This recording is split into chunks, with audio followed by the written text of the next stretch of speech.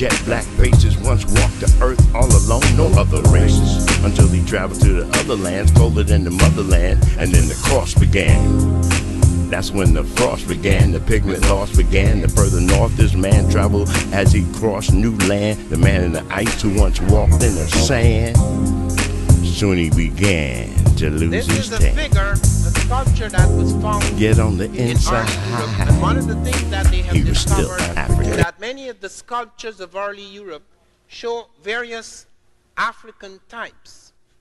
In fact, 55,000 years ago, according to 3 labs, the University of Oxford, the University of Hawaii, the University of California at Berkeley have come to the conclusion that there are no people on the earth 55,000 years ago who are not black Africans.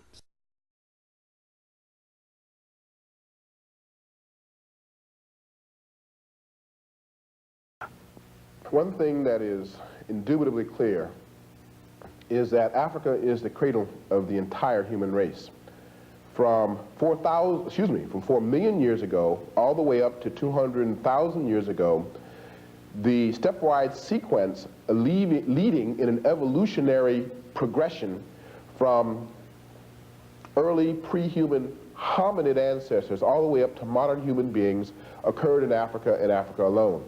Not that there weren't any migrations out of Africa, but those migrations did not have any impact on human evolutions leading up to modern human beings until after our human beings in fact left Africa.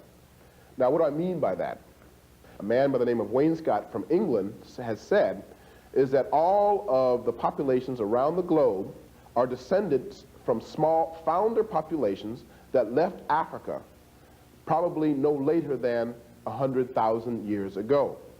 This means that, as C.W. Stringer has said, that all 6.5 billion people on this planet are Africans under the skin. Because if we go back far enough, everyone has an African ancestor.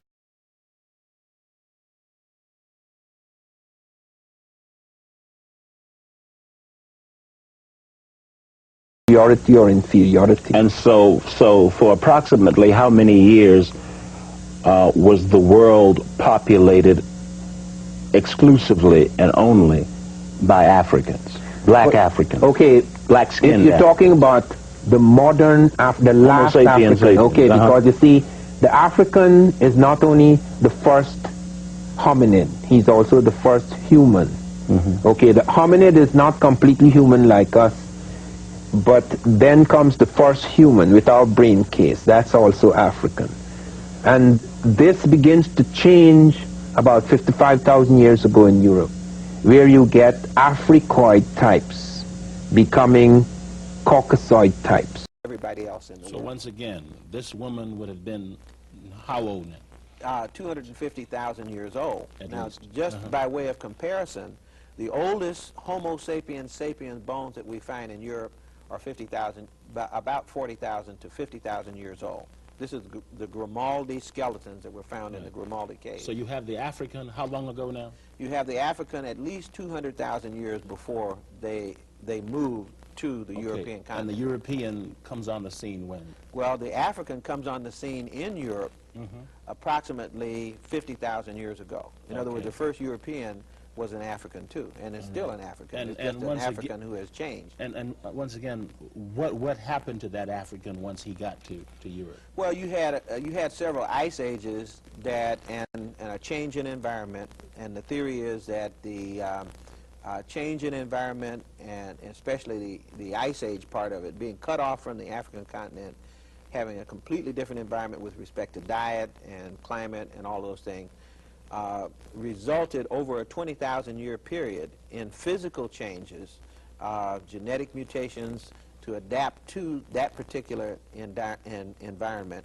And about 20,000 years or so ago, we have changes sufficient that we look and see distinct people when they really aren't distinct in that sense, in the sense of having groups that can't interbreed. That's what one of the biological definitions of race is, that groups can't, you know, a dog and a cow can't have offspring, so they would be different strains, but varieties of the same family, so that the European that resulted was merely a depigmented African. Okay, let's go on.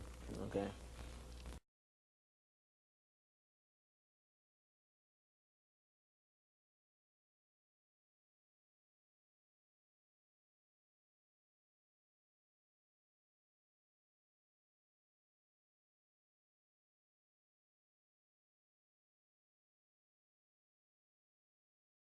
Ancient Egyptian. Logic, arithmetic, astronomy, geometry, and music, what we call the 7 liberal arts. This was the educational system that was in place at the time that Greek people came to Kemet. Now go back and show who the people were that established this. Okay, the people, the ones images you showed earlier. Okay, the images that we're showing are these people. See, now I just skipped back to the 12th dynasty, but in this dynasty, these people were teaching trigonometry. In other words, we have papyri with math problems on them, the Rhine papyrus, the Moscow papyrus, with problems on them. These papyri were written in the 12th dynasty, and they had problems not only in geometry, but also in trigonometry. That just gives you an example of how much, how highly developed mathematics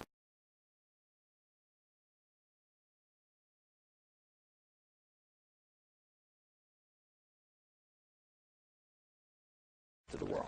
All right.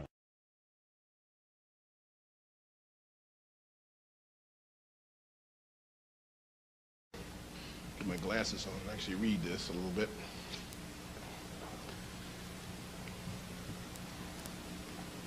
Yes. Problem number 56 in the Rin mathematical papyrus, that's the one you see up there, seeks to find the slope of a pyramid whose height is 250 cubits and whose base is 360 cubits. The answer is 5 and 1/25 palms for each cubit in height, representing the cotangent of the angle of the slope of the pyramid's face. Now, if you've got a cotangent, if you can find cotangents, you know the way you can find tangents is that you flip the cotangent over. It's the inverse of a tangent. The other thing, too, just look at that. Imagine that that pyramid is three-dimensional, because that's what it's supposed to be. Now, all you really have to do is inscribe a triangle inside that pyramid, a right triangle whose height is also the same as the height of the pyramid. Therefore, the face becomes the hypotenuse, and half of the pyramid's base becomes the base of that right triangle, and then the height of the pyramid becomes the height of the right triangle. When you have all that in place, and it's really just a matter of drawing it in, you then can find sine and cosine.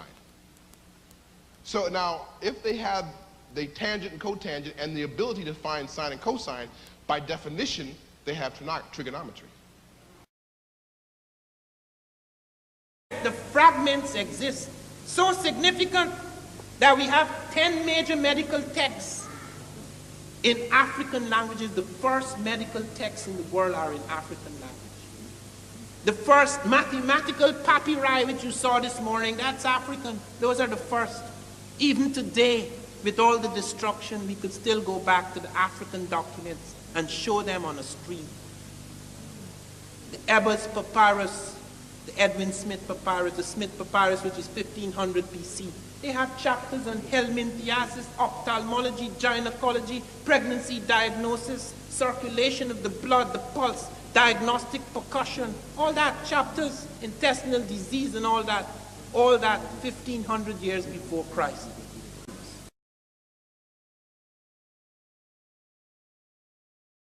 The architect responsible for the design of the step pyramid was a man named Imhotep. Imhotep was recorded in history as the world's first multi-genius. He is the prime minister to Zoser. He was a poet, a philosopher, a physician. He is considered to be the author of the world's oldest medical treatise ever written. It is a document that is now called the Edwin Smith Medical Papyrus. This book describes 48 different injuries to the head, to the face, to the neck, and the spinal column. It is held in high regard by members of the International College of Surgeons in Chicago, and it is noted for its accuracy and high scientific standard.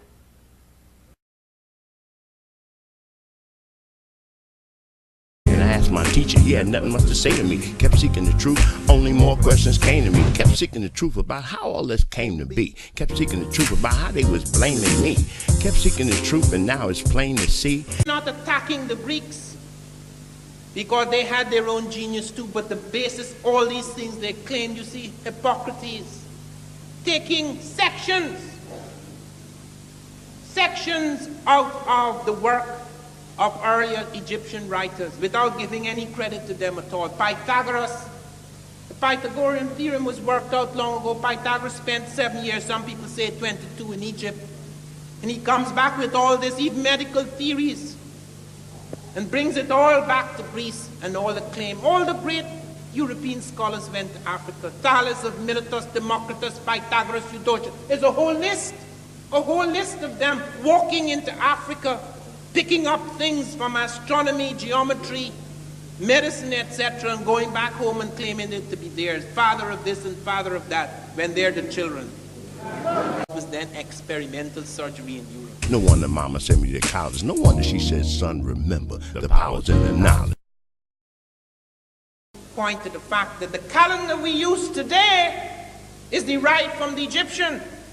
They were the first people to invent the second of time, the second of art, the hour, the minute.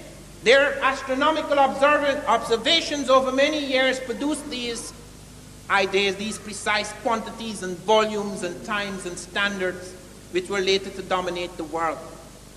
The Babylonians did not have any proper calendar. The Egyptians had the 365 and a quarter days. That calendar was invented in Ethiopia since 4241 BC. You go and look at their medicine. I spoke in Atlanta to the Center for Disease Control. Africans had aspirin before us. They were using Salix capensis, which is salicylic acid, the main active ingredient in aspirin. They were using tetracycline 14 centuries ago in Nubia. They found the yellow-green flash of tetracycline in Nubian bones 14 centuries ago. They only started using that antibiotic in America in the 1950s. They pioneered in several operations. They pioneered in the cesarean operation. Dr. Finch has written a fine thing on the cesarean. At the time when that operation was experimental in Europe, people like Dr. Felkin went into Africa and observed the Banyoro surgeons performing the cesarean, and the mother was hale and hearty after 4 or 5 days. No woman survived the cesarean in Europe in the 1870s. None. No woman survived. And they observed the operation, the way they stitched, the way they opened the belly, the kind of instruments they used. They observed they were using one of the instruments, the cautery iron, with such fantastic skill. It was very minor tissue damage. It caused great ruptures in the European hospitals. They found that Africans were using both anesthetics and antiseptics in their operating theaters at that time, when in Europe, Lister only introduced antiseptics 2 years earlier than the witness of this operation, which the witness said must have been going on for quite a while, because the Africans were performing with routine skill what was then experimental surgery in Europe. No wonder mama sent me to college. No wonder she said, son, remember the powers in the knowledge.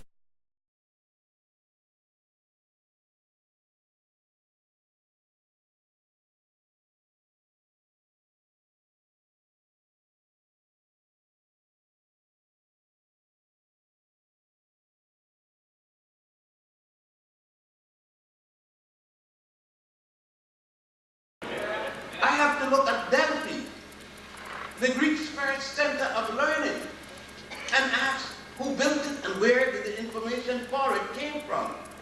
I got to look at the first. Let us look at the first recorded Greek. And we can't go any further than Homer. We can't go any further than Homer's writing.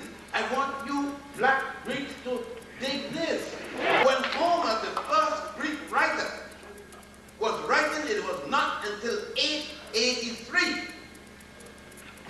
Egypt had almost died by then. Ethiopia had gone by then. Tanahisi, which is now called Sudan, had been gone by then. And that you follow, Homer said, even the gods Zeus and Apollo came from Ethiopia. And they weren't speaking about the geographical piece of land that was cut up at the Berlin Conference in 1884-86 and given to an African people and said, that's your outline, that's going to be your homeland. They were speaking about what the Greeks at the time was calling the continent, what they knew of it. And what they knew of it stopped at the Sahara, and they knew nothing south of there. That's why they drew the map of Africa as a rectangular, stopping at the southern end of the Sahara. As late as 200 BC, Eratosthenes drew his map of Africa in that shape. They could go no further. Go there, you see it. Oh, right by the arch of Septimus Severus. And by the way, he's talking about an African emperor of Rome, Septimus Severus. You understand Egypt that much more when you consider that even the paper you use here to write your Greek letters in your fraternity and your sorority, where did it come from? Is it papyrus in Greece, any place? Huh? I ask you. Your first of your Greek so-called philosophers coming down, I ask you, where did Thales, your so-called first philosopher, and I ask you, you professor of philosophy here, how did you get the Greeks as philosophers? Where did Thales go to school? From Thales all the way down to Socrates. Socrates being the creation of Plato. From Socrates down to Aristotle, so-called pre-Socratian and post-Socratian philosophers. Where did they come to school? All of them came to Egypt in school except Socrates because he's the creation of Plato. One out of them, because nobody can give you any report, no contemporary for Socrates. And then if that is so, if they are the first philosophers, and the first one is Thales, and Thales doesn't come to us before 600 BC, then you are going to tell me that there could be philosophy. No, that the Africans along the line have no philosophy, and yet they had nations, yet they had societies, yet they had governments, they had concept about gods and goddesses, they had concept about death, life, death, and resurrection to the netherworld. Can you do that without philosophy? To organize thuggery is not to civilize a people. Now, when we look at the history of the intelligence of Europe and its war on our community, we can trace European intelligence from the discovery of a book called The Odyssey and the Iliad, written by someone named Homer, who we don't even know whether he's man or woman. To this day, they began with a lot of mythology about Africa. Complementary mythology, but strange and confusing. The African was 10 feet tall with one eye in the middle. It's a complementary but misleading mythology. It began with the Greeks. Anytime they want to get people off their backs, said, no, I'm going to call on my friends, the Ethiopians, leave me alone. Why did they turn to Africa as a symbol of strength when they were just beginning to discover intelligence? Now let's look at 850 BC. Egypt had already had 10,000 years walking the sun. It was tired. 100 years later, Egypt's relatives from the south would move up, Castor, Pianki, Tahaka, starting in 751 BC. These relatives from the south, from the 25th dynasty, would show the people in the country that the Greeks called Egypt how to rule a nation one more time. Don't count any dynasties after the 25th. Because all the other dynasties was mixed breed, mulatto size, foreign eyes, and confused. Ending with Cleopatra. Where was Europe learning to crawl while the Africans were walking in the sun? He said that, he became more alert and more human being. He became more, you see, Malone became a more human being. Not just human being, you became a more yourself. You achieve your destiny when you go to Kemet school. You became a human being, more human. We are a human being already, but more human being. That means more wise.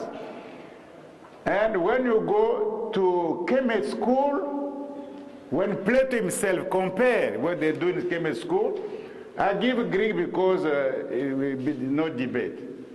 You see, it's our school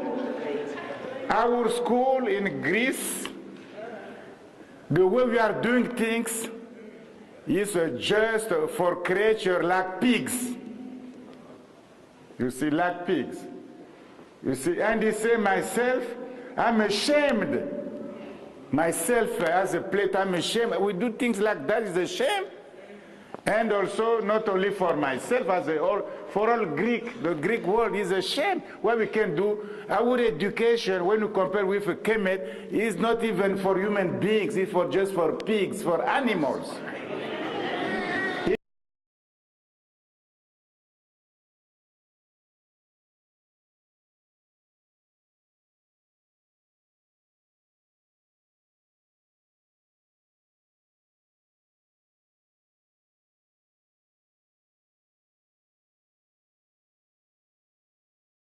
A multi-genius of a man.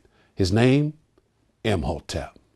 Imhotep was the first multidimensional character in human history. There's no personality in human history that we can read about, that's written about before Imhotep, a black man. The first person with texture in human history. In other words, everybody before that was mentioned, you mentioned the name. You had the name of kings. You had their name, but you did not have any details about them. The first person we have details about in history is a black man, Imhotep. Imhotep, the father of medicine and a black multi-genius.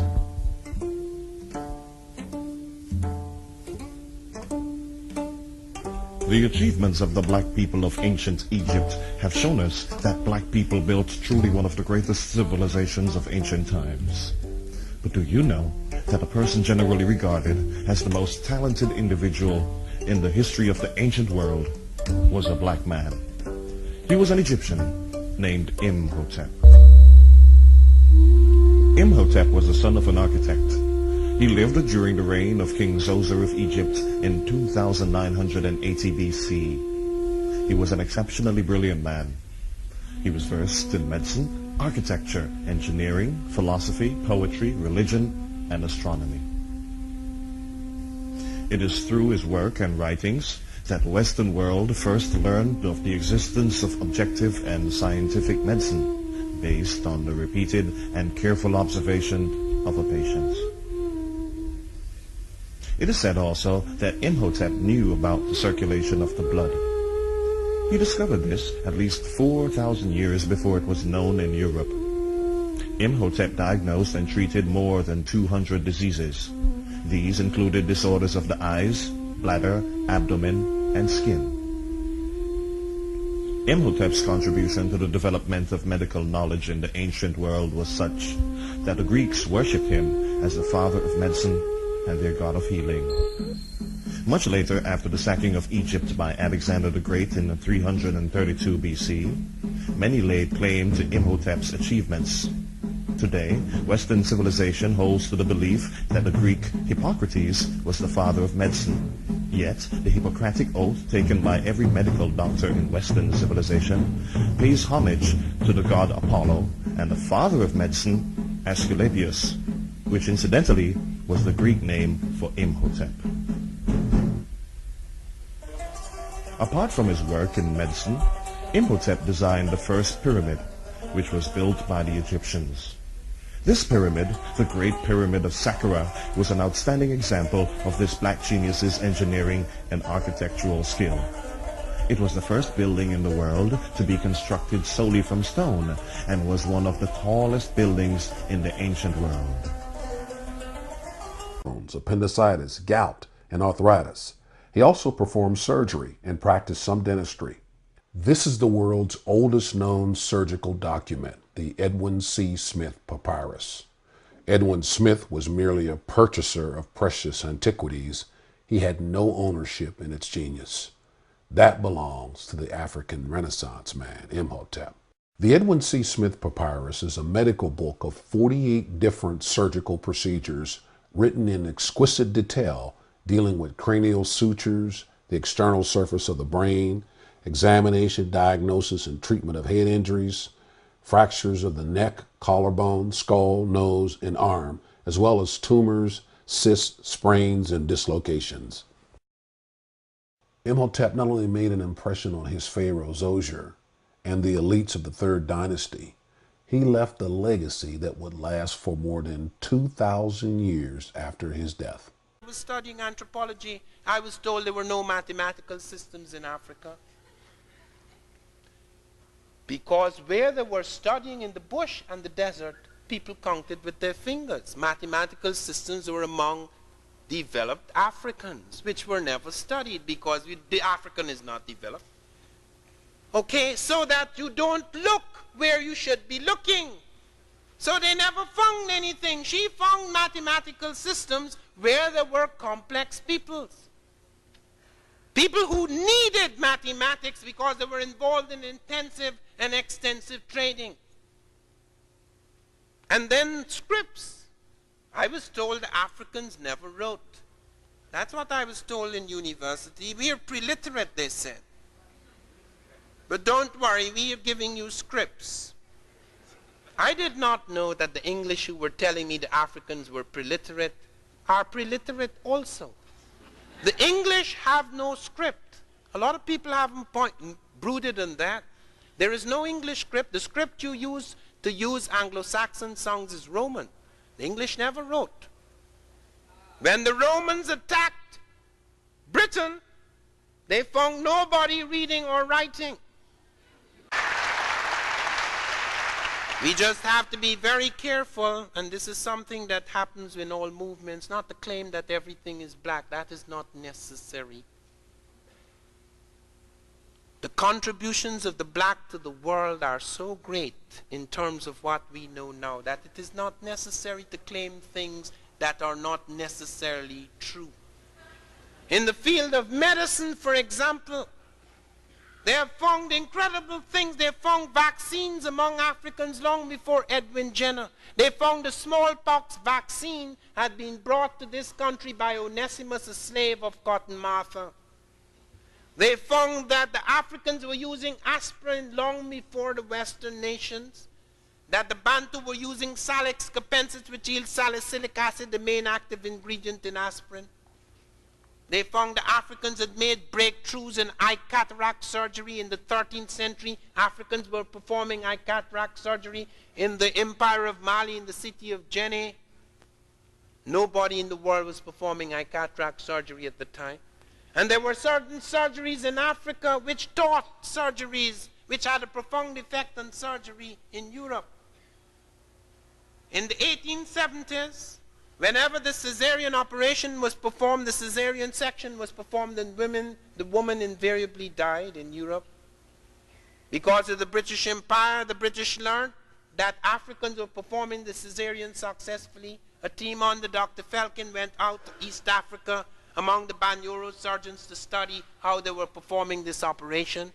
They noted, please note, that the Africans had developed their own anesthetics and their own antiseptics. Antiseptics had only been introduced in an European operating theater by Lister 2 years earlier than the witness of this operation. Many doctors in Europe did not know, as late as the 1870s, that even if you perform a successful operation, your hands, the poison in your fingertips will kill the patient. They did not have proper antiseptics. They washed their hands in water. They found the Africans were using sterile antiseptics. They saw how they cut. They saw how they collapsed the abdominal wall. They saw how they took the baby out. They saw how they were able to take the cautery iron and stop internal bleeding almost instantly with minor tissue damage. They saw how the Africans stitched. They drew the stitches. They brought it back to Europe. And the cesarean operation after that was performed with far greater success. Nobody knows, unless you study the history of medicine, that that was what happened. These processes go something like this, that in order for one group of people, in this case Europeans, to control an African population, it was necessary first to erase African memory. Secondly, to suppress the practice of African culture. Third, to teach white supremacy. Fourth, to control the institution of socialization, to prevent African people from educating their own children, from sending their own messages and so forth through media and what have you. The control of wealth, and finally, physical segregation. These are the historical activities that Europeans engaged in order to conquer the continent, to enslave people, to practice segregation. And of course, if you look closely at that list, you'll notice that the first few things on the list are really psychological. For example, to destroy memory or to suppress or erase memory is a psychological operation which disables anyone as an individual who had no memory. Now, when you say memory, you're talking about personal memory or what? I mean the memory of one's group history in particular. Personal memory would be important if we're talking about your own psychological individual adaptation. But you can use the same thinking to apply to a group. When a group loses its historical memory, it is disabled as a result.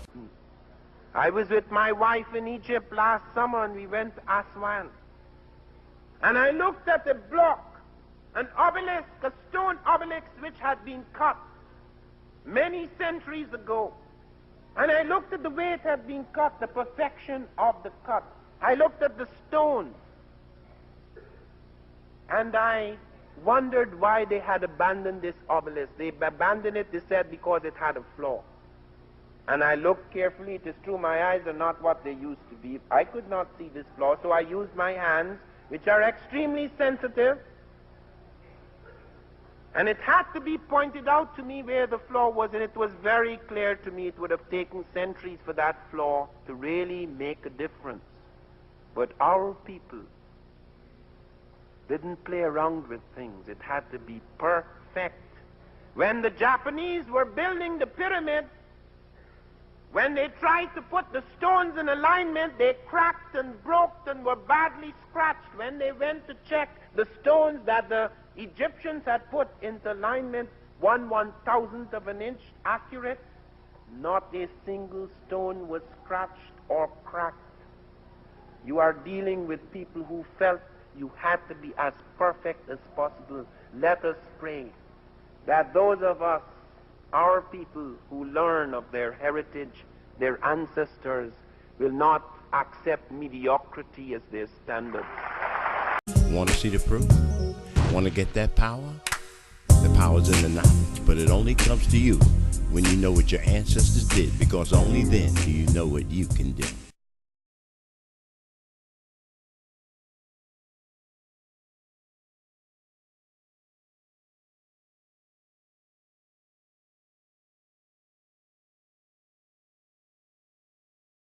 The power's in the knowledge,